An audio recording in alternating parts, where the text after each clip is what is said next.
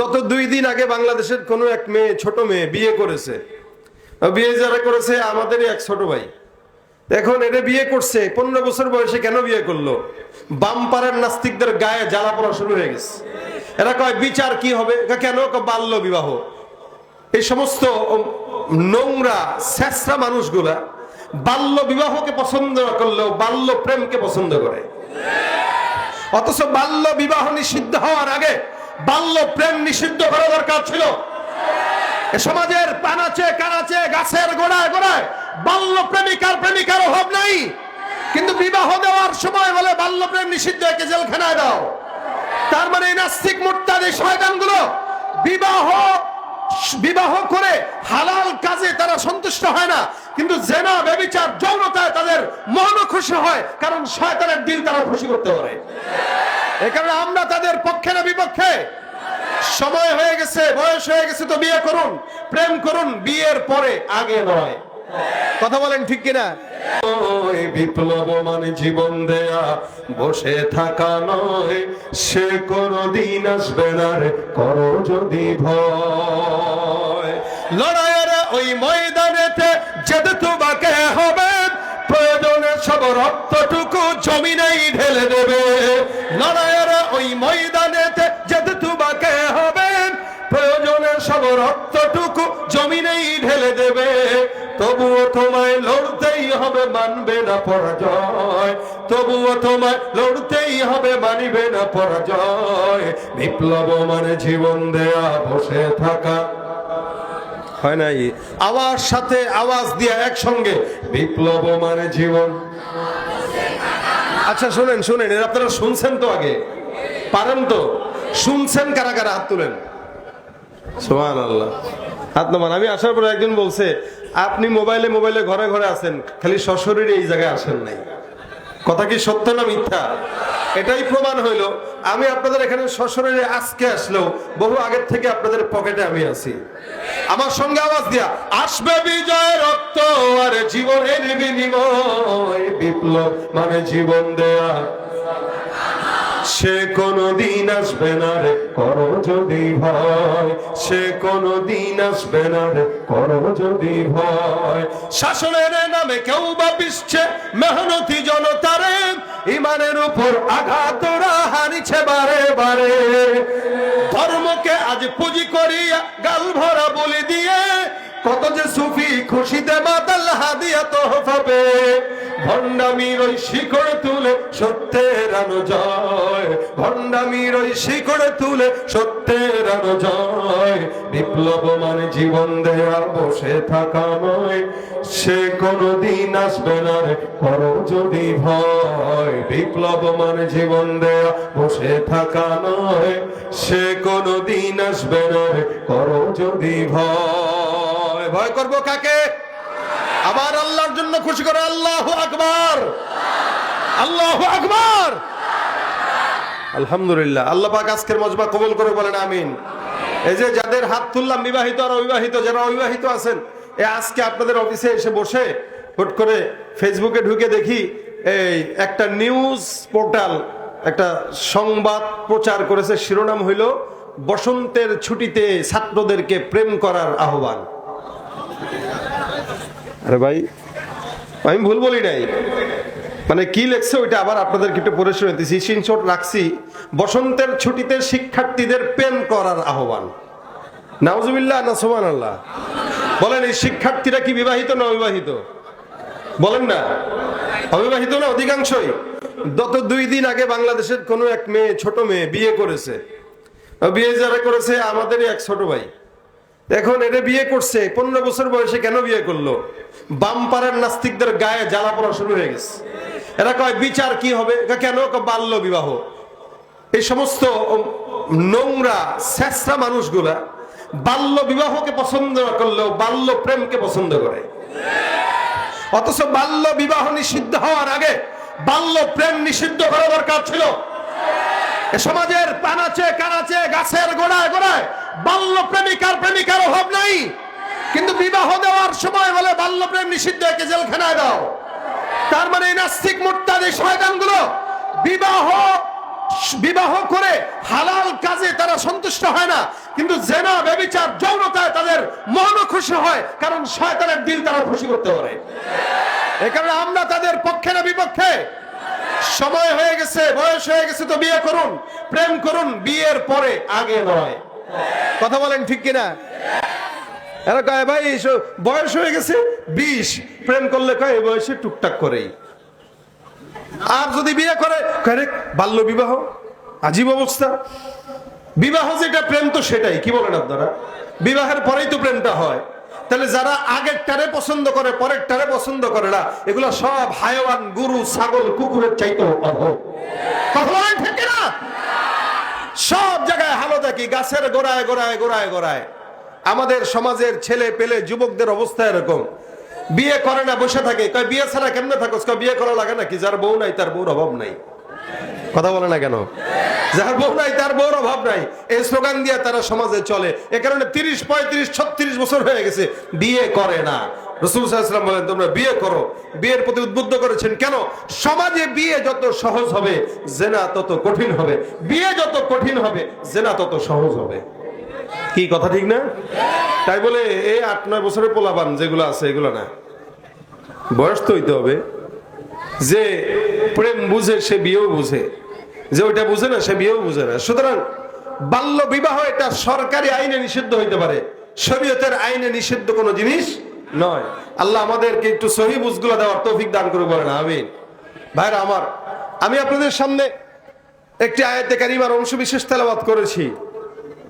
মানুষ যখন বিবাহ বহির্ভূত কাজ করে অথবা অন্যান্য গুনাহ করে, মূল কথা হলো এই সমাজে এই জায়গায় যারা আপনারা বসছেন, এমন কোনো বান্দা নাই যে বান্দা এই কথা বলবেন আমি আমার এই জীবনে কোনো অন্যায় করি নাই, গুনাহ করি নাই। একজন থাকলে হাত তুলেন যে আমি গুনাহ করি নাই। আছেন কেউ? একজন দেখতে চাই, কেউ আছেন? এ সারা বাংলাদেশ কেন গোটা বিশ্বের বুকে এমন কোন ইনসান নাই যে বলবে এই কথা আমার জীবনে কোনো গুনাহ নাই। অর্থাৎ মানুষ বলতেই গুনাহ, প্রত্যেকটা মানুষের গুনাহ হয়। যেমন আমার আপনাদের, আমরা ইনসান, আমরা ফেরেশতা নয়। ফেরেশতারা গুনাহ বুঝেই না, ফেরেশতাদের গুনাহ বুঝারই ক্ষমতা নাই। ওরা আল্লাহর ইবাদতে মগ্ন 24 ঘন্টা প্রতিনিয়ত, এটাই তাদের কাজ।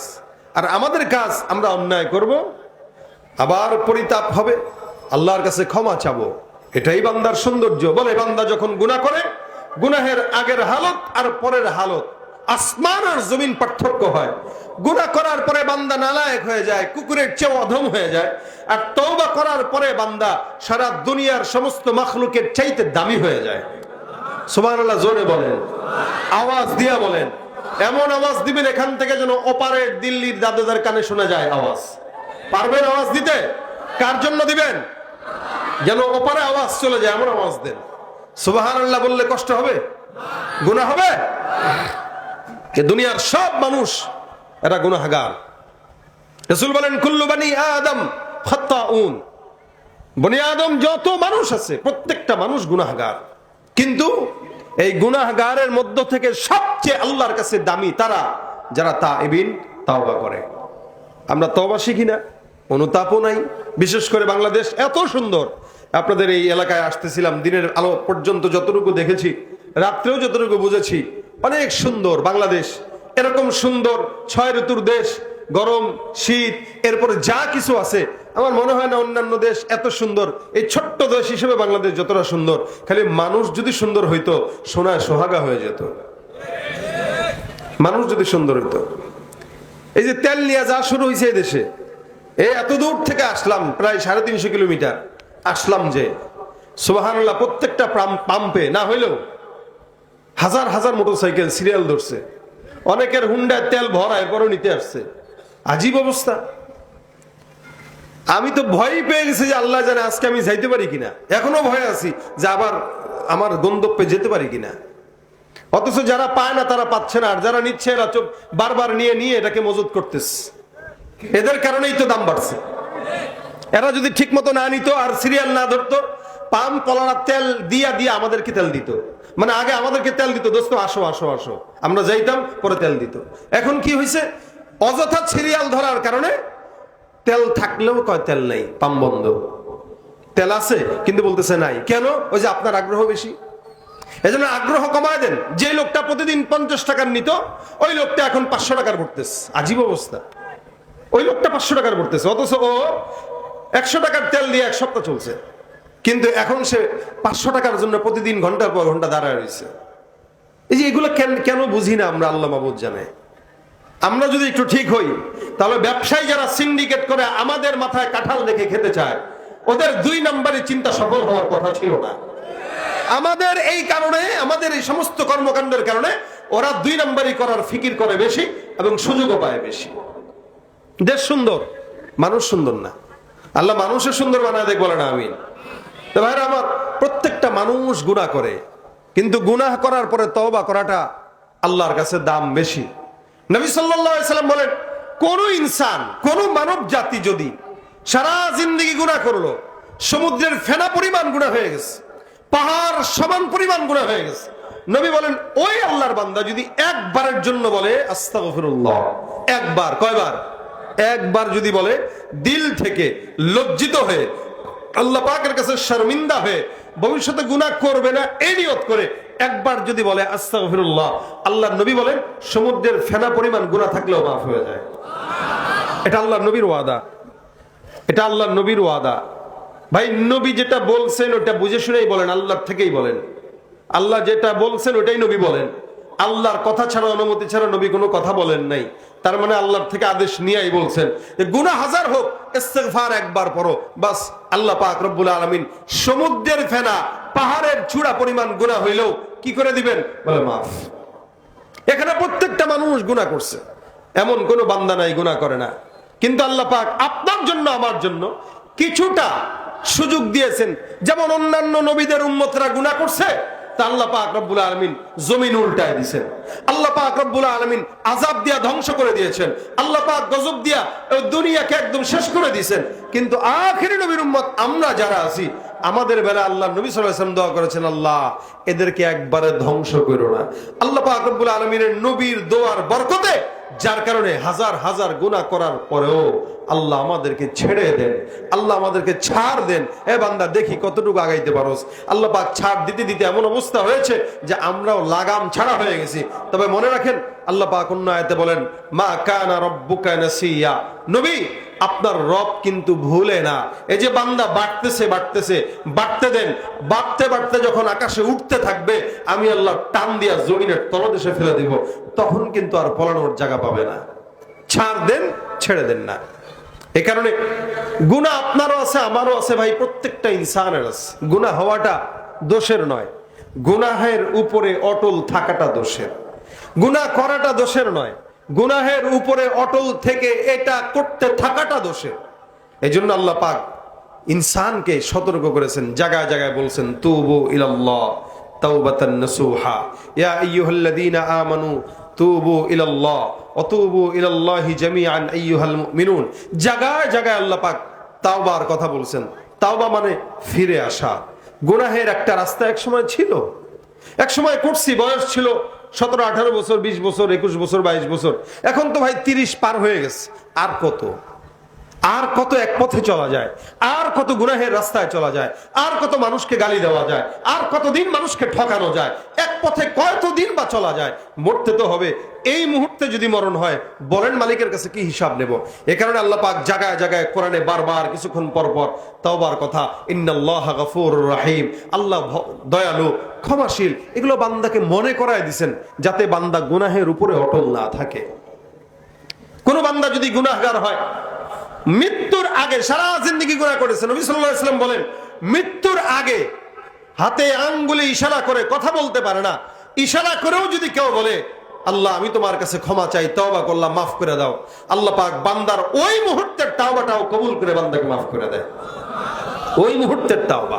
এটা শুধু আখিরি নবীর উম্মতের জন্য, অন্য কোন নবীর উম্মতকে এরকম ছিল না। তওবার দরজা বন্ধ করে দিত। গুনাহ করছে তো দরজায় লেখা হয়ে যেত, কপালে স্পষ্ট প্রকাশ পেয়ে যেত। কিন্তু আমাদেরকে আল্লাহ পাক ছাড় দিয়েছেন, আমাদেরকে আল্লাহ পাক ছাড় দিয়েছেন। এই কারণে আমরা করতেই থাকি, করতেই থাকি।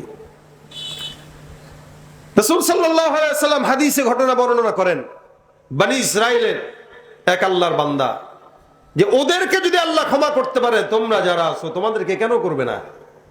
রাসূল সাল্লাল্লাহু আলাইহি ওয়াসাল্লাম হাদিসে বলেন, এক আল্লাহর বান্দা, একটা নয় দুইটা নয়, এত গুনাহগার ছিল, পর্যায়ক্রমে 99টা খুন বান্দা সে নিজে একা করেছে। আমাদের দেশে আপনাদের এখানে যারা বসা আছেন, আমি জানি না কেউ 99টা খুন করেছেন কিনা, দুই একটা করলে করতে পারেন, কারণ রাজনীতি এই দেশে যারা করে এরা খুনাখুনিতে অভ্যস্ত। আমাদের দেশের রাজনীতিটাই হলো খুনাখুনির রাজনীতি। বাস, ক্ষমতা পাইলাম না তো মেরে দাও।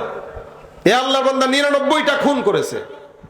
99টা খুন করার পরে নবী সাল্লাল্লাহু আলাইহি ওয়াসাল্লাম বলেন, এ আল্লাহর বান্দার মাথার ভিতরে একটা প্যারা আসলো যে আরে এতগুলা খুন নিয়ে মরবো, এটা কেমনে হয়? যে কি করবে? যেতে যেতে যেতে যেতে এক আবেদের কাছে গেছে। আবেদ বুঝেন, মানে যে ইবাদত করে শুধু, বুঝেন? আবেদ আর আলেম শব্দ দুইটা। আবেদ হলো যে শুধু ইবাদত করে, এলেম কালাম নাই, আলেম হয় নাই। আর আলেম যে সে এলেম কালাম জানে এবং সে অনুযায়ী মানে। 1000 আবেদের চাইতে আল্লাহর দরবারে একজন আলেমের দাম বেশি। মাদ্রাসা থেকে যারা বের হবে এদের দাম এত। সুবহানাল্লাহ, জোরে বলেন। তা আবেদের কাছে গেছে, যে ডাক দেয়া কয়, ভাই 99টা খুন করছি, আমার দিলের ভিতরে খুব তড়পাইতেছে, আল্লাহ কি আমার মাফ করবে? 99টা খুন করছি। এ আল্লাহর বান্দা ডাক দেয়া কয়, আরে বাপরে বাপ, বলে কি রে, 99টা খুন করে তুমি মাফ চাওয়ার জন্য আসছো, আল্লাহর কি খায় দেয় কাম নাই যে তোমার মাফ করবে? বলে, ভাই এটা কোন কি ভাই, মাফ পাবো না? কাজটা ভাবে এখান থেকে, এতগুলা খুন করছে, এরকম খুনি দেখলেও তো লজ্জা, দেখলেও তো পাপ। এজন্য একটা কথা আছে, পাপকে ঘৃণা করো, পাপীকে নয়। ব্যক্তি, প্রত্যেকটা মানুষ ভালো, তার কাজটা খারাপ। আল্লাহর বান্দা কয়, ভাই ভাই ভাই ভাগো ভাগো ভাগো, আল্লাহ মাফ করবে না। এবার এমনিও সন্ত্রাসী মানুষ 99টা খুন করছে, মেজাজ গেছে খারাপ হয়ে। কারে যদি ক্ষমা নাই পাই, তা তোরে নাই খেলাপ কি, তোরেও মারি। ছিল কয়টা? 99টা। এ চিন্তা করছে এখন সেঞ্চুরি করা দরকার। মাফ যেহেতু পাবোই না, তাহলে খুন বন্ধ করে লাভ আছে? ছুরি ছিল পকেটে, দিছে পেটের ভিতরে ঢুকায়া, হয়েছে কয়টা? কয়টা? মাথা নষ্ট হয়ে গেছে। করলাম কি? মাফ চাওয়ার জন্য আইসা আবার খুন বাড়ায় দিলাম। আল্লাহর বান্দার মাথা ব্যথা হয়ে গেল, কপালের ভিতরে হাত। এবার আল্লাহর বান্দা দৌড় দিয়া যায়। এবার দৌড়াইতে দৌড়াইতে দৌড়াইতে দৌড়াইতে একটা আলেমকে তালাশ করে পাইল। ডাক দিয়া বলো, ও ভাই, আমি এমন একজন গুনাহগার, 99টা খুন করলাম, তারপরে একজনের কাছে গেলাম, যা তাকে বললাম আমার রব আমাকে ক্ষমা করবে কি না। ওই আল্লাহর বান্দা ডাক দিয়া বলে, না না, রব ক্ষমা করবে না, মেজাজ গরম, আমি আমার রাগ সামাল দিতে না পেরে তাকে হত্যা করে 100টা খুন পূর্ণ করলাম। এখন তোমার দরবারে আসলাম, বলো তো আমার মাওলা আমারে ক্ষমা করবে কিনা। এ আল্লাহর বান্দা কয়, টেনশনের কারণ নাই, আমার রব্বে কারীম তোমারে ক্ষমা করবে। এবার গুনাহগার বান্দা ডাক দেয়া বলে, তুমি ভয় পাইছো নাকি? বলে, কেন? কই যে বলছি একটা আমারে ক্ষমা পাবো না, এটা বলছে তারাও মেরে ফেলছি। তুমি চিন্তা করো না, তুমি আমাকে নির্ভয়ে বলো আসমানের মালিক আমাকে ক্ষমা করবে কিনা।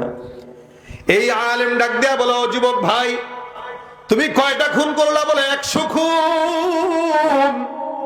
তোমার খুন যেখানেই শেষ, আসমানের মালিক আল্লাহ পাক রব্বুল আলামিনের দয়া সেখান থেকেই শুরু।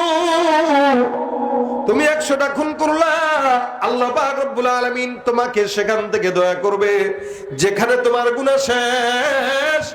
হাদিসে আমার পয়গম্বর ডাক দেয়া বলে, আল্লাহ পাক রব্বুল আলামিন কত দয়ালু। জমিনের মধ্যে আল্লাহ পাক রব্বুল আলামিন এত দয়াবান, আসমান আর জমিনে যত মহাব্বত আল্লাহ পাক রব্বুল আলামিন সৃষ্টি করেছেন, মহাব্বতকে আল্লাহ পাক রব্বুল আলামিন 100 ভাগে ভাগ করা হয়। এই প্রেম নিয়ামত ভালোবাসা মহাব্বতকে আল্লাহ পাক 100 ভাগে ভাগ করে 99 ভাগ মহাব্বত, 1 ভাগ মহাব্বত আলাদা আলাদা করে রেখে দিয়েছেন। আমার আল্লাহ পাক 100 ভাগের 1 ভাগ মহাব্বত শুধুমাত্র গোটা জমিনের মধ্যে ছড়ায় দিলেন। ওই 1 ভাগকে ইনসানের মধ্যে দিয়েছেন, 1 ভাগকে মুহাম্মদুর রাসূলুল্লাহ সাল্লাল্লাহু আলাইহি ওয়াসাল্লামের মধ্যে দিয়েছেন।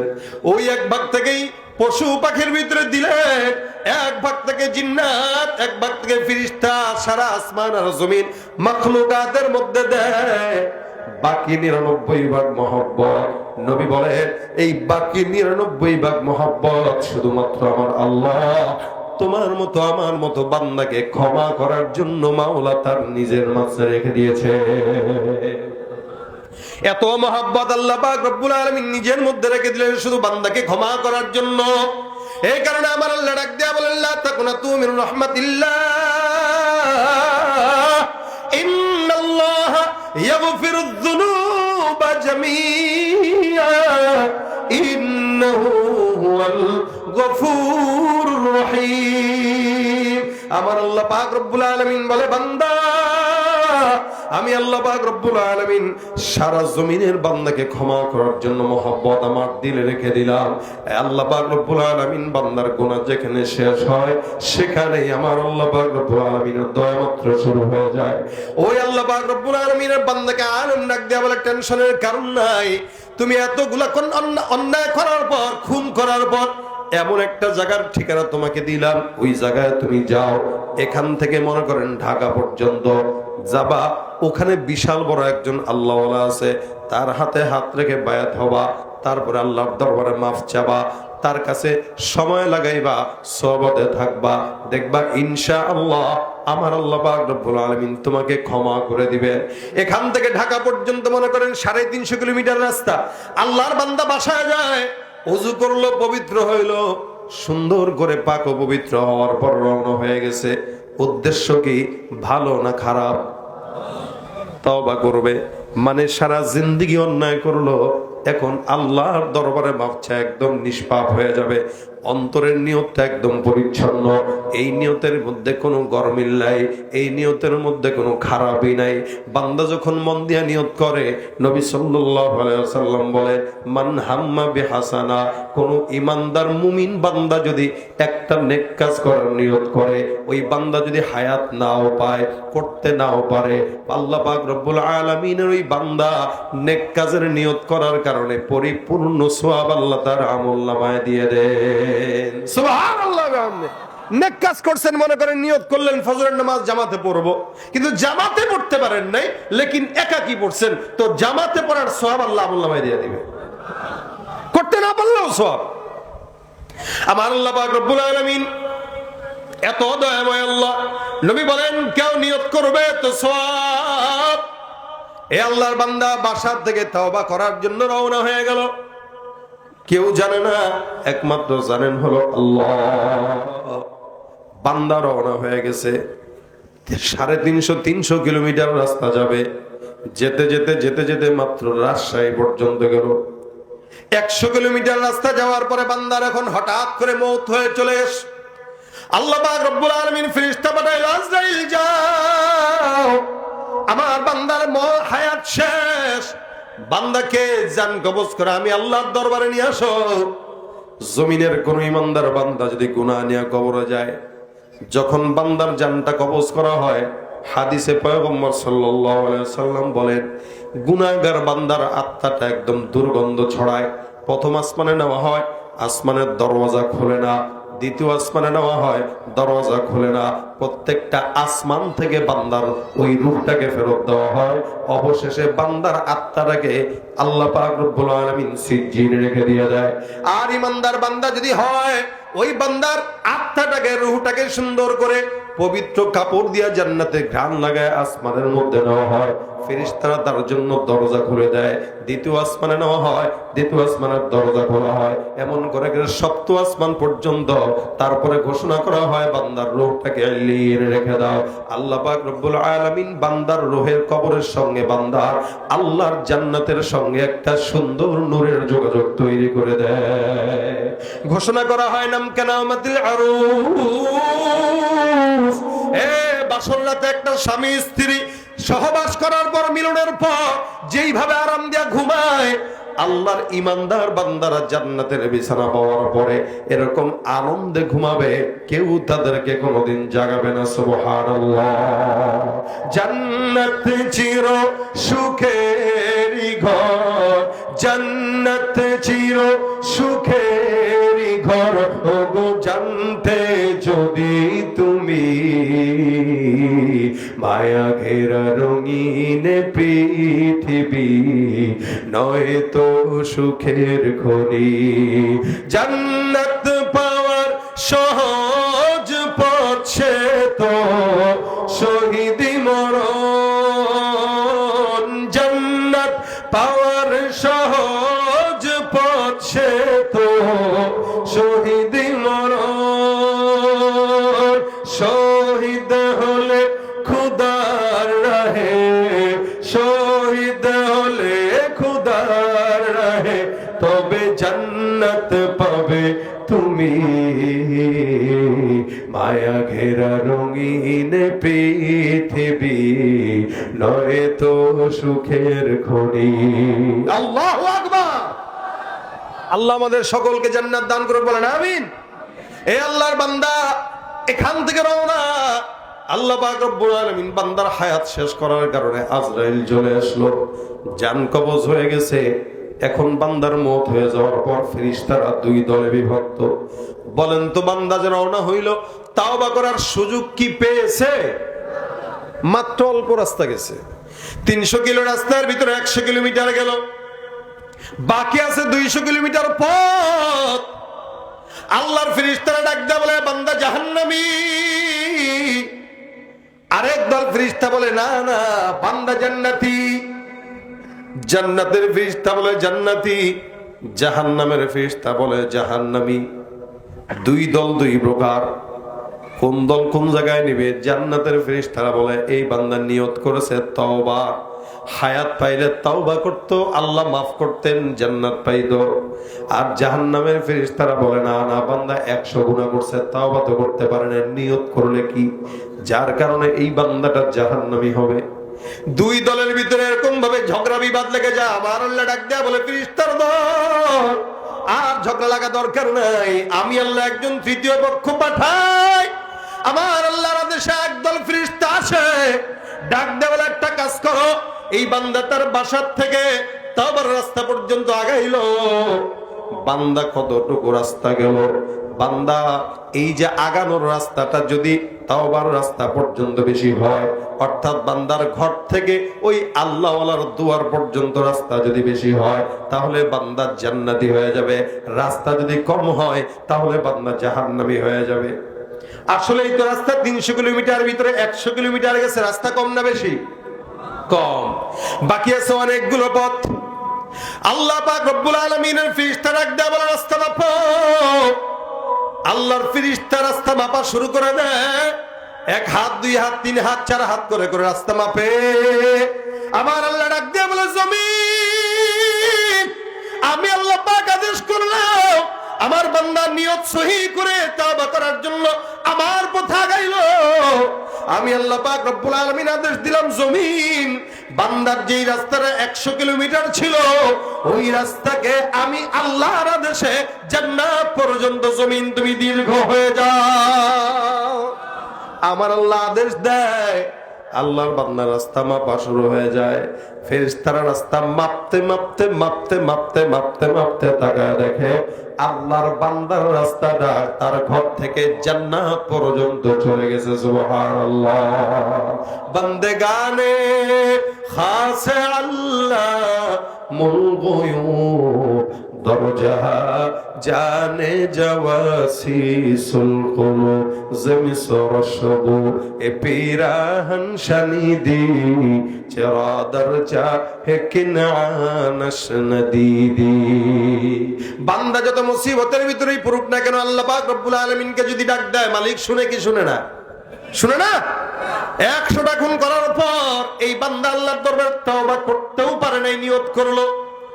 আমার আল্লাহ ডাক দিয়ে বলে জমিন তুমি লম্বা হয়ে যাও। ফেরেশতা বলে মালিক এই বান্দার রাস্তা জমিন থেকে জান্নাত পর্যন্ত দীর্ঘ। আল্লাহ বলে বান্দার রাস্তা যেদিকেই বেশি, আমি আল্লাহর আদেশে ওই বান্দার ঠিকানা সেদিকেই হবে, অর্থাৎ সোজাসুজি জান্নাত। নবী সাল্লাল্লাহু আলাইহি ওয়াসাল্লাম বলেন একটা আল্লাহর বান্দা 100টা খুন করার পর যদি জান্নাত পেয়ে যেতে পারে শুধুমাত্র নিয়তের কারণে, তাহলে আখিরি জামানার নবীর উম্মতরা যদি আল্লাহর দরবারে নিয়ত করে, তওবা করে, আমার আল্লাহ মাফ করতে পারে কি পারে না? জোরে বলেন ঠিক কি পারে? আমার আল্লাহ পাক রব্বুল আলামিন এই কারণেই জায়গায় জায়গায় বলে দিয়েছেন তুবু ইলাল্লাহ। আল্লাহ পাক আয়াত নাযিল করে দিয়েছেন ফাকুল তুস্তাগফিরু রাব্বাকুম। রাসূল সাল্লাল্লাহু আলাইহি ওয়াসাল্লাম বলেন তওবা ইস্তিগফার কেমনে করবা? শুধু শব্দ একটা ছোট্ট, আস্তাগফিরুল্লাহ ওয়া আতুবু ইলাইহি, আস্তাগফিরুল্লাহ ওয়া আতুবু ইলাইহি, আস্তাগফিরুল্লাহ ওয়া আতুবু ইলাইহি। শব্দ এতটুকু, আস্তাগফিরুল্লাহ ওয়া আতুবু ইলাইহি। এতটুকুন সে পোলাপান, বাচ্চারা উঠাউঠি করে যে জায়গায় সে জায়গায় বসো। শব্দ এতটুকু, আস্তাগফিরুল্লাহ ওয়া আতুবু ইলাইহি, এতটুকুন শব্দ আল্লাহ পাক বলেন। শব্দ যদিও ছোট, এটার নিয়ামত অনেক বড়, অনেক বড় নিয়ামত। আপনারা কি হাসান আল বসরি রাহমাতুল্লাহ আলাইহির নাম শুনেছেন? কথা বলে না, শুনেছেন? একদম কমন নাম হাসান বসরি। হাসান বসরি রাহমাতুল্লাহ আলাইহি একবার বসা উনার খানকায়। উনি পীর ছিলেন, বুজুর্গ ছিলেন, ভণ্ড ছিলেন না। আমাদের দেশের পীরদের অবস্থা হইল ন্যাংটা থাকে নাকি? আপনাদের এলাকায় আছে ন্যাংটা পীর? আছে ন্যাংটা পীর, অসংখ্য এলাকায় আছে ন্যাংটা বাবা, ল্যাংটা পীর। ওই বাবার দরবারে গেলে নাকি নামাজও লাগে না, রোজাও লাগে না। আসলে কি পীর নাকি ভণ্ড? গাঁজা না টানলে তার হক আদায় হয় না। গাঁজা খায় প্রতিনিয়ত 5 ওয়াক্ত, নামাজও পড়া প্রয়োজন মনে করে না, কিন্তু গাঁজা খাওয়াকে ফরজ মনে করে। কথা কয় না? হাজার হাজার পীর। হাসান বসরি এরকম পীর ছিলেন না, ভণ্ড ছিলেন না। যারা পীরের নামে মাজার পূজা করে, ভণ্ডামি করে, এগুলো শিক্ষিত শয়তান। কথা বলেন ঠিক কিনা? পীরগিরি আর মাজার পূজা চলছে দেশটা জুড়িয়া, শিরকি আর ভণ্ডামিতে দেশটা গেছে ভরিয়া। আছে নাই? পীরগিরি আর মাজার পূজা চলছে দেশটা জুড়িয়া, শিরকি আর ভণ্ডামিতে দেশটা গেছে ভরিয়া। গাজার কলকিটান মারিয়া, গাজার কলকিটান মারিয়া দেখায় খাজার সার। ওরা শিক্ষিত শয়তান, ওরা শিক্ষিত শয়তান। কথা বলে না, আওয়াজ দিয়া, ওরা শিক্ষিত শয়তান, ওরা শিক্ষিত শয়তান, ওরা শিক্ষিত শয়তান। দুর্নীতির ওই আখড়ায় বসে জাহির করে জ্ঞান, কলম দিয়ে কামায় টাকা ধরে সাধুর ভাত। ওরা শিক্ষিত শয়তান, ওরা শিক্ষিত শয়তান। শিক্ষাঙ্গনের দিকে বাইরে দেখো না চোখ মেলিয়া, ছাত্ররা সব বই ছাড়িয়া থাকে শুধু প্রেম লইয়া। শিক্ষাঙ্গনের দিকে এখানে একটু বেশি চলে এগুলো। কথা কয় না, চলে? কারা কারা চালান হাতটা তুলে দেখান। এখন দেখাবে না, কোজের কি দেখানো যায়? এটা তো গোপনে করার জিনিস। আল্লাহ হেফাজত করে, বলেন আমিন। শিক্ষাঙ্গনের দিকে বাইরে দেখো না চোখ মেলিয়া, ছাত্ররা সব বই ছাড়িয়া থাকে শুধু প্রেম লইয়া। অস্ত্র সে তো সঙ্গের সাথী, অস্ত্র সে তো সঙ্গের সাথী হইতে মস্তান। ওরা শিক্ষিত শয়তান, ওরা শিক্ষিত শয়তান, ওরা শিক্ষিত শয়তান, ওরা শিক্ষিত শয়তান। ঠিক কিনা ভাইরা আমার? দেখেন আমার আল্লাহ পাক রব্বুল আলামিন হাসান বসরি রাহমাতুল্লাহ আলাইহি বিশাল বড় একজন বুজুর্গ ছিলেন। আল্লাহ পাকের বুজুর্গ, আল্লাহর বান্দা। তার খানকার মধ্যে বসা, খানকার মধ্যে বসে বসে জিকির আজকার করে, তালিম তরবিয়ত করে। খাদেমরাও বসা। হঠাৎ করে এক আল্লাহর বান্দা আসছে, খুব বুঝেন আসছে, এসে ডাক দেখো হুজুর, আমার জিন্দগিতে এমন কোনো অন্যায় নাই যে অন্যায়টা আমি আমার জিন্দগিতে করি নাই। এমন একটা আমল শিখায় দেন যে আমল করলে আল্লাহ পাক আমারে মাফ করবে। গুনাহ কত? কোটি কোটি গুনাহ, আমি জিন্দগিতে কোনো ইবাদত করিই নাই। তাহলে যাও পড়ো, বেশি বেশি পড়বো, আস্তাগফিরুল্লাহ আস্তাগফিরুল্লাহ আস্তাগফিরুল্লাহ। আমল দিছে কি? বলেন না কি? দেখেন গুনাহ করছে সারা জিন্দগি, আমল দিছে কি? আচ্ছা কেমন কেমন লাগে না যে সারা জীবন গুনাহ করলাম, এমন কোন গুনাহ নাই যেটা করি নাই, কিন্তু এত গুনাহের বিপরীতে আমল শুধু আস্তাগফিরুল্লাহ, মনে মনে মনে হয় যে আল্লাহ কি কবুল করবে, মাফ করবে। হাসান বসরি বলে টেনশন ছাড়া পড়তে থাকো, মাফ করবে। চলে গেছে আল্লাহর বান্দা। এবার কিছুক্ষণ পর আরেকজন ঢুকছে, ঢুকে ডাক দেয়া কয়, হুজুর। বলে কি? আমাদের এলাকায় বৃষ্টি হয় না, বহুদিন হয়ে গেছে, দুর্ভিক্ষ লেগে গেছে, আমার কি ছোট্ট একটা আমল দিবেন যে আমল করলে আমাদের এলাকায় বৃষ্টি হবে? হাসান বসরি বলেন, ও এই অবস্থা, যাও বেশি বেশি পড়বা আস্তাগফিরুল্লাহ। কি?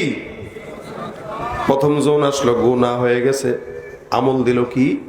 আস্তাগফিরুল্লাহ। দ্বিতীয় জন আসলো, বৃষ্টি নাই, আমল কি? আস্তাগফিরুল্লাহ।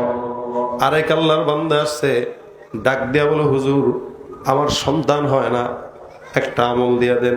আমাদের দেশের মানুষরা সন্তান না হইলে খাজার দরবারে মান্নত করে, মাজারে যায়, বাবার দরবারে যায়, বন্ড বাবার কাছে যায়, আব্বাকে ওই যে একটু ফুয়াই টুয়াই দেন, পেটের মধ্যে কি ফুয়াই দিব। এবার অনেকে তো আছে, আবার শুনছি, আমি জানি না, কয় মান্নত করে বউরে নাকি বাবার দরবারে রেখে আসা লাগে 3 দিন। আচ্ছা বলেন, আপনি যদি আপনার বউডারে বাবার দরবারে 3 দিনের মান্যতে রাখেন, আর 3 দিন পরে যদি সন্তান হয়, বুঝবেন এটা আপনার না আপনার বাপের। কথা বলেন না কেন? কথাটা কি বুঝছেন না বুঝেন নাই? 3 দিন যদি আপনার বাপের দরবারে থাকে, সুবহানাল্লাহ, এই বউ আর থাকবে আপনার? এই গাধার ঘরের গাধা মান্যত করে রেখে আসছে, বাচ্চা হইব বাবার কাছে রেখে আসলে। আর তোরা বিয়ে করতে বলছে কে রে? তুই বিয়ে করলি কেন? আর বাবার দরবারেও বা কেন পাঠাইলি? এখন সন্তান হয় না, আমল শুনেন। হাসান বসরির কাছে বলতেছে, হুজুর আমাকে একটা ছোট্ট আমল দেন, যে আল্লাহ পাকের দরবারে যেন এই আমলটা করলে আমার বাচ্চা হয়। হাসান বসরি বলেন, যাও বেশি বেশি পড়ো আস্তাগফিরুল্লাহ। কি? আচ্ছা ভাই, মনের ভিতরে একটা প্রশ্ন, যে কি রে, এত বড় একটা বিষয়, বাচ্চা হয় না, ইস্তেগফার বললে ফায়দা কি? হাসান বসরি বলতেছেন, ইস্তেগফার করো। আরেক আল্লাহর বান্দা আসছে, আচ্ছা হুজুর আমার সম্পদ নাই, ব্যবসায় বরকত টরকত হয় না, দোকান দিছি, বেচা কিনা নাই। অনেক মানুষ আছে দেখবেন সততার সঙ্গে ব্যবসা করে, লাভ হয় না, আরেকটা পাশে 2 নম্বর, এর লাভের অভাব নাই অবস্থায়। হাসান বসরি বলেন, ও ব্যবসা বরকত হয় না, টাকা নাই, যাও তুমিও পড়ো কি? আস্তাগফিরুল্লাহ। আরেক আল্লাহর বান্দা আসছে, হুজুর আমার এলাকায় ফসলে বরকত হয় না, কি করতে পারি? বেশি বেশি ইস্তেগফার পড়বা, তাহলে ফসলে বরকত হবে। সুবহানাল্লাহ, জোরে বলেন। 5টা মানুষ আসলো, আমল কয়টা? আরেক আল্লাহর বান্দা এসে ডাক দিয়ে বলে, হুজুর আমার তো এলাকায় যে খাল বিল ছিল, পানি শূন্যতা, আমরা পানিও পাই না খাওয়ার জন্য, বৃষ্টি হলে বৃষ্টির অপেক্ষায় থাকি, কি করলে আমাদের এই খাল বিল একটু পূর্ণ হবে, একটু আমল দিবেন? হাসান বসরি বলেন, যাও বেশি বেশি পড়বা আস্তাগফিরুল্লাহ। আজীব অবস্থা। এতগুলা মানুষ আসলো, প্রত্যেকটা মানুষকে উনি আমল দিলেন কি? আস্তাগফিরুল্লাহ। আপনারা বলেন না আবার আস্তাগফিরুল্লাহ। ভাই আপনারা বুঝতেছেন না এই আমলটা কত দামি। পাশ থেকে খাদেম ডাক দেয়া বলে, হুজুর বুঝলাম না কাহিনী, আমল কি একটাই শিখছেন আর শিখেন নাই? এতগুলা মানুষ আসলো, সবাই একটা দিয়েই চালাই দিলেন, কারণটা কি? কার মিয়া একটা দিয়ে চালাই নাই, এটা আমি চালাই না, এটা আমার মাওলায় চালাইছে। সুবহানাল্লাহ। হুজুর মানে কি? যে আমলটা আমি দিতেছি এটা আমার প্রেসক্রিপশন নাই, প্রেসক্রিপশন স্বয়ং আল্লাহর তরফ থেকে, নিজে আল্লাহ পাক দিয়েছেন। সুবহানাল্লাহ। হুজুর কিভাবে? হাসান বসরি বলেন, শোনো, আমার আল্লাহ পাক রব্বুল আলামিন বলেন, ফাকুলতুস্তাগফিরু রাব্বাকুম ইন্নাহু কানা গফফারা ইউরসিলিস সামাআ আলাইকুম মিদরারা ওয়া ইউমদিদকুম বিআমওয়াল ওয়া বানিন ওয়া ইয়াজআল লাকুম জান্নাতিন ওয়া ইয়াজআল লাকুম আনহারা। আল্লাহ পাক রব্বুল আলামিন বলেন, এই কেউ যদি ইস্তেগফার তোমরা পড়ো, তো আমি আল্লাহ পাক রব্বুল আলামিন যে ক্ষমাশীল, জেনে রাখো ইস্তেগফার পড়ার মাধ্যমে আমি আল্লাহ সর্বপ্রথম বান্দার গুনাহ ক্ষমা করে দেব। সুবহানাল্লাহ। ওই যে প্রথমে যে ব্যক্তি আসছিল গুনাহ ক্ষমা করার জন্য, তাকে আল্লাহ এমন দিয়েছে। ইউরসিলিস সামাআ আলাইকুম মিদরারা, কোন এলাকায় যদি বৃষ্টি না হয় আর বান্দা যদি ইস্তিগফারের আমল করে, আসমান থেকে বৃষ্টি দিবেন কে? ওয়ায়ুমদিদকুম বিআমওয়াল, আল্লাহ পাক বলেন সম্পদ যদি না হয় আর কোন বান্দা যদি ইস্তিগফার করে, আল্লাহ পাক রব্বুল আলামিন ইস্তিগফারের বদৌলতে বান্দাকে সম্পদ দান করে দিবেন। সুবহানাল্লাহ। ওয়ায়ুমদিদুকুম বিআমওয়ালিন ওয়া বানিন। আর যদি বান্দার সন্তান না থাকে, আমার আল্লাহ ওই বান্দাকে সন্তান ভরপুর দিয়ে দান করে দিবেন। সুবহানাল্লাহ। ওয়াজআল লাকুম জান্নাতিন ওয়াজআল লাকুম আনহারা। আল্লাহ পাক বলেন ফসল ফলাদি এত ভরপুর হবে, জান্নাত মনে হবে, নদী নালা পানি দিয়া ভরপুর হয়ে যাবে। আমল কয়টা? একটা। বলেন কয়টা? একটা। আপনাদের এলাকায় আমি নতুন মানুষ, বহুদূর থেকে আসছি, গত 2-3 দিন ধরে জ্বর থেকে উঠে আসছি, এখনো ঠান্ডা যায় নাই। এই অসুস্থ শরীর নিয়ে দীর্ঘ সফর, 10 ঘন্টার, আবার যেতে লাগবে 8-9 ঘন্টা। এই যে 20 ঘন্টার সফর, মাঝখানে 1 ঘন্টা 1.5 ঘন্টা চিল্লানি, এত কিছুর পরে আমি হয়তো আপনাদেরকে হাসাইতে কাঁদাইতে পারবো না, কিন্তু কথা এটা মন থেকে বললাম, মাথায় রাখবেন। মাহফিলের মূল মাকসাদ এটা যে আসবো, যাব, এখান থেকে কোনো একটা জিনিস নিয়ে যাব, যাতে করে আমাদের আসা যাওয়া বসা সার্থক হয়। প্রত্যেকটা এলাকার প্রত্যেকটা মানুষ এক একটা মাহফিল থেকে যদি একটা করে আমল বাসা পর্যন্ত নিতে পারে, এটাই মাহফিলের সবচেয়ে বড় কামিয়াবি। এর ছাড়া আর কোনো কামিয়াবি নাই। কিন্তু আসলেন, হাসলেন, নাটক সিনেমার মতো আমরা আপনাদেরকে কিচ্ছা কাহিনী শুনাইলাম, হাইসা গড়াগড়ি কইরা বাসায় গেলেন। বিবি বলল কি শুনে আসছো? হুজুর ইচ্ছা মতো হাসাইছে গো, খুব মজা পাইছি। তার লাভ হইলো কি? ফায়দা নাই। কিন্তু আসলাম, বসলাম, 2-4টা কথা শুনলাম, এখান থেকে কিছু একটা বাসায় নিলাম, কামিয়াব এখানেও এবং নিজের জিন্দগিও কামিয়াব, আখিরাতও কামিয়াব। আল্লাহ পাক আমাদেরকে মানার তৌফিক দান করুন, বলেন আমিন। তাহলে আমরা এই 6টা জিনিস কোরআনে শিখলাম, কোরআনের আয়াতের মাধ্যমে। নবী সাল্লাল্লাহু আলাইহি সাল্লাম বলেন, মান লাজিমাল ইস্তিগফার, কেউ যদি তার জবানে ইস্তিগফার লাজিম বানায়, জাআলাল্লাহু লাহু মিন কুল্লি হাম্মিন ফারাজা ওয়া মিন কুল্লি যিকিন মাখরাজা ওয়া রাযাকাহু মিন হাইথু লা ইয়াহতাসিব। আল্লাহ বলেন, আল্লাহর নবী বলেন, তার যত পেরেশানি, দুশ্চিন্তা সব আল্লাহ পাক মাথার থেকে দূর করে দিবেন, যত বন্ধ রাস্তা সব খুলে দিবেন, রিজিকের যত অভাব সব দূর করে এমন জায়গা থেকে রিজিকের বন্দোবস্ত করবেন বান্দা কল্পনাও করতে পারবে না। সুবহানাল্লাহ। দেখেন এতগুলো জিনিস, আমল কয়টা? একটা, ছোট্ট। কি? আস্তাগফিরুল্লাহ। হযরত আবু হুরায়রা রাদিয়াল্লাহু তাআলা আনহু প্রতিদিন 12,000 বার ইস্তিগফার পড়তেন। সুবহানাল্লাহ। কয় হাজার বার? 12,000 বার। হযরত আবু হুরায়রা ইস্তিগফার করতেন 12,000 বার। এত বেশি ইস্তিগফার করতেন। ইস্তিগফার বান্দার চাবিকাঠি, ধন ভান্ডারের চাবিকাঠি। পড়বেন, আল্লাহ পাক ইস্তিগফারের বদৌলতে আপনার জিন্দেগীর বরকত উন্মোচন করে দিবেন। এই রাত 12টা বাজতে চললো, এতক্ষণ পর্যন্ত আপনারা শুনলেন। শোনার পরে যদি এই আমলটা বাসা পর্যন্ত নেন, বলেন তো ফায়দা আছে না নাই? আমার যুবকরা যারা এখানে আছেন, মুরব্বীরা যারা এখানে আছেন, প্রত্যেকেই যদি নিয়ত করেন আজকে বাসায় যাব এই আমলটা নিয়ে, আস্তাগফিরুল্লাহ আস্তাগফিরুল্লাহ, হাতে একটা তসবিহ উঠায় নেন। এখন তো গ্রামগঞ্জের মানুষরা দোকানপাট পাইলে, শুধু গ্রামগঞ্জে না, আর বিশেষ করে গ্রামগঞ্জে ছোটখাটো যে চায়ের দোকানদার আছে, এই চায়ের দোকানগুলো সবচেয়ে গীবত আর শিকায়তের বড় আড্ডাখানা।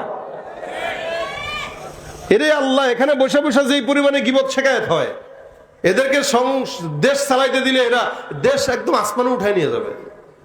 সব বুদ্ধিজীবী চায়ের দোকানে থাকে, কে কি করলো না করলো যত মানুষের দোষ।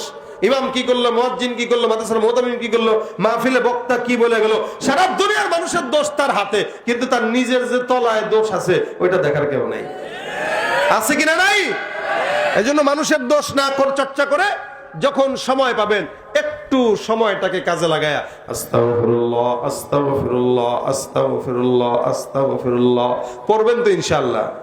কি সহজ হবে তো ইনশাআল্লাহ? গুনাহ হবে? কি হবে? নেকি হবে। ভাই বড় লোক আমাদের হওয়া দরকার আছে না? আপনাদের সবার বড় লোক হওয়া দরকার আছে। এখানে যারা বসছেন এমন কেউ নাই যার বড় লোক হওয়া দরকার নেই। প্রত্যেকটা মানুষ চায় বড় লোক হইতে, কিন্তু বড় লোক হইতে চায়, আমল করতে পারে না। করে ঠিকই, বেকায়দায় করে। অর্থাৎ এমপির পা ধরে, একবার মন্ত্রীর পা চাটে, একবার চেয়ারম্যানের পা চাটে, আজীবন কুকুরের মতো চাটতেই থাকে, ফায়দা হয় না। আজীবন চেটে যায় আর ওরা চাটানি খেয়ে যায়। কিন্তু এই চাটাচাটি বাদ দিয়া আল্লাহর দরবারে যদি ইস্তেগফারের আমল করতো, তাহলে মানুষ তার পা চাটতো। দেনেওয়ালা কে? কে দেনেওয়ালা? এজন্য আজকে থেকে নিয়ত করেন ইস্তেগফারের আমল জবানে উঠাবেন। পারবেন ইনশাআল্লাহ? আল্লাহ তৌফিক দান করুক, বলেন আমিন। ইস্তেগফার আপনার জিন্দেগির বরকত দিবে। শুধু জিন্দেগির বরকত ইস্তেগফারে হয় না, এছাড়াও বরকতময় কাজ করতে হয়। আজকের মজমায় আসছেন, মাহফিলের মাদ্রাসার মাহফিলে বসলেন, রাসূল সাল্লাল্লাহু আলাইহি ওয়াসাল্লাম বলেন, কেউ যদি ধন বাড়াইতে চায় সে যেন দান করে, কেউ যদি বালা মুসিবত দূর করতে চায় সে যেন দান করে। যেহেতু মাদ্রাসার মাহফিলে আসছেন আপনারা, আমি আপনাদের কাছে শেষমেশ একটু আবেদন করব, আপনারা মাদ্রাসার জন্য কেউ যদি থাকেন, আমার হাতে কিছু দিবেন তো দিবেন। এতে কি হবে? আপনার 1 টাকার বিনিময়ে আল্লাহ পাক 10 গুণ সওয়াব বৃদ্ধি করবেন এবং 10 গুণ বরকতও বৃদ্ধি করবেন। শুধু তাই না, আল্লাহ পাক আপনার বালা মুসিবতও দূর করবেন। এরকম যদি কেউ থাকেন, আমার হাতে কিছু দিবেন, একটু হাতটা উঠাবেন। আবার ছাত্ররা ভিতরে ভিতরে ঢুকে যাবে, যার যতটুকু মন চায় ততটুকু দিবেন ইনশাআল্লাহ। আমি আপনাদেরকে শেষেও গজল শোনাবো, মাঝখানে একটু আপনাদের কাছে মাদ্রাসার জন্য চেয়ে নিচ্ছি। কেউ থাকলে একটু বলেন তো, এই মাদ্রাসার জন্য 1-2 হাজার টাকা করে কেউ দেওয়ার আছেন কিনা একটু বলেন। মাদ্রাসার জন্য 1-2 হাজার টাকা করে কে আছেন একটু দিবেন। উঠাউঠি, কোনো উঠাউঠি চলবে না। শেষে আমি ইনশাআল্লাহ আপনাদেরকে 2-1টা গজল শোনাবো। আল্লাহ পাক রব্বুল আলামিন তৌফিক দিলে মুনাজাত করে যাবেন। আগামীকাল যেহেতু শেষ দিন, ইনশাআল্লাহ আরেকটু দীর্ঘ আলোচনা আগামীকাল শুনবেন। প্রথম দিন হিসেবে আপনাদের একটু আগে আগে নয়, রাত 12টার ভিতরে ছেড়ে দেবো ইনশাআল্লাহ। কারণ ফজরের নামাজ পড়ার নিয়ত করেছেন, ঘুম দেরি হলে ফজর হবে না। এ কারণে অল্প সময়ের ভিতরে একটু বলেন কে কে দিবেন মাদ্রাসার জন্য, একটু কে কে দিবেন। 1000 কি নাম ভাই?